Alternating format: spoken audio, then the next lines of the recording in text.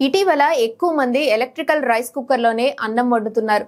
ఒకప్పుడు పట్టణంలో ఉన్న ఈ అలవాటు ఇప్పుడు పల్లెలకు కూడా తాకింది. అయితే ఎలక్ట్రికల్ రైస్ కుక్కర్లో వండిన ఆహారం తింటే అనర్థాలు చోటు చేసుకుంటాయని వైద్యులు చెప్తున్నారు.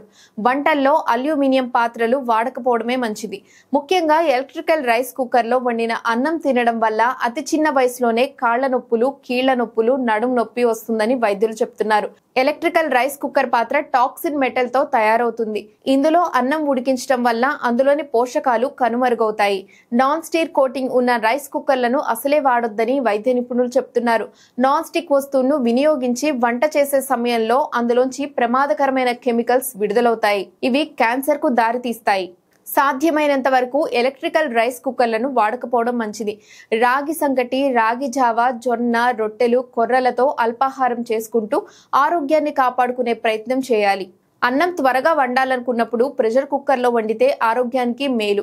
కరెంట్ ఆధారంగా ఉడికిన ఆహారం తీసుకోకపోవడమే మంచిది. మట్టి పాత్రలు లేదా స్టీల్ పాత్రల్లో అన్నం ఉడికించుకొని తీసుకోవడం మేలు. మట్టి పాత్రలో అన్నం ఉడికించడం వల్ల మట్టిలోని పోషకాలు ఆహారానికి మరింత రుచినిస్తాయి.